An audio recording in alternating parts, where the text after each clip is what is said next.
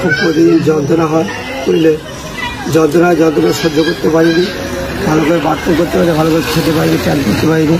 এই কেটেছে, এই কাটার জন্য আমি এখনও ভুগছি, বুঝলে, খুব যন্ত্রণার মধ্যে আছি। আমি ওই নার্সিংহোমে গিয়েছিলাম, আমাকে সাকসেসফুল করতে পারিনি। তো ওই যে পেশেন্টটাকে নিয়ে কথা হচ্ছে, ও এসছে অপারেশনের পরেও আমার কাছে এসেছিল।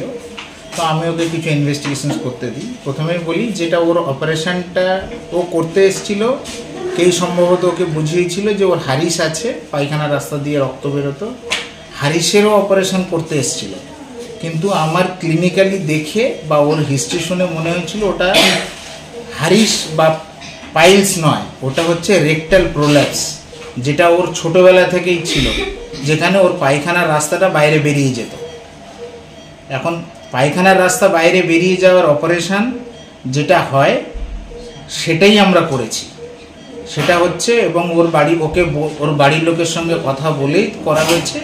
যেটা করা হয়েছে ওটাকে বলে অ্যাবডোমিনাল রেক্টোপেক্সি, ঠিক আছে? তো সুতরাং হারিস আর ওর রেকটাল প্রোল্যাপস দুটো জিনিসই আলাদা। কেউ হয়তো ওকে মিসগাইড করছে, ও জানে না, সেটা জানতেও চাইতে পারতো, কিন্তু অপারেশনের আগে এবং অপারেশনের পরে, অপারেশনের আগে তো ওর বাড়ির লোকের সঙ্গে কথা বলাই হয়েছে, কারণ সেই দিন অপারেশন ক্যান্সেল করা হয়েছিল। আর পরে বাড়ির লোক সম্মতি দেওয়ার পরেই তবে ওই অপারেশনটা করা হয়েছে। এবং অপারেশনের পরে ও 2-3 বার আমার কাছে এসেছিল ভালো আছে সেটা দেখাতে, এবং একবার ওর মাকেও নিয়ে এসেছিল সঙ্গে করে। পুরোপুরি ভালো হয়ে গেছিল, একদম ভালো ছিল, ও একদমই ভালো ছিল, দেখাতে এসেছিল। পরে একবার আসলো যে আমার ব্লিডিং হচ্ছে বলে আমি ওষুধ দিলাম, পরে আবার কিছুদিন বললো আবার ভালো ছিলাম, আবার আসলো, তখন আমি বললাম তুমি একটা কোলোনোস্কোপি করে এসো। এটাই হচ্ছে মেন ফ্যাক্ট। কিন্তু ওর রোগটাই হচ্ছে মানে রেকটাল প্রোল্যাপস, নট পাইলস বা ওই হারিস নয়, ওটা হচ্ছে রেকটাল প্রোল্যাপস, যেটা ওর ছোটোবেলা থেকেই ছিল, যেটাতে পায়খানার জায়গাটা বাইরে বেরিয়ে আসে, পায়খানা করতে গেলে ওটা বাইরে বেরিয়ে যায়।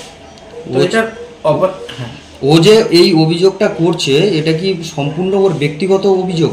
এইটা সম্পূর্ণ ওর ও যদি কোনো প্রবলেম বা কিছু থাকবে সেটা তো হয় অপারেশনের আগে ক্লিয়ার করবে। অপারেশনের সঙ্গে ওদের তো এরকম না যে ও এসছে সঙ্গে সঙ্গে অপারেশন হয়েছে। ও এসছে, ওর বাড়ির লোকের সঙ্গে কথা হয়েছে, ওরা যেটা ভেবে এসছে সেটা নয়, তার অন্যটা আছে, রেকটাল প্রোল্যাপস আছে, তার অপারেশন, অন্য অপারেশন লাগবে, সেটা ওর বাড়ির লোকের সঙ্গে বলে করা হয়েছে। এবং অপারেশনের পরে ও তো 3-4 এসছে এখানে, আমাকে দেখিয়ে গেছে। ওর যদি ওটা মনে হতো যে কেন করেছি, তাহলে তো তখনই জিজ্ঞাসা করতো, তখনই বলে দিতাম। ধন্যবাদ। ডক্টর, আপনার নাম? আমার নাম শুভাশিস নস্কর।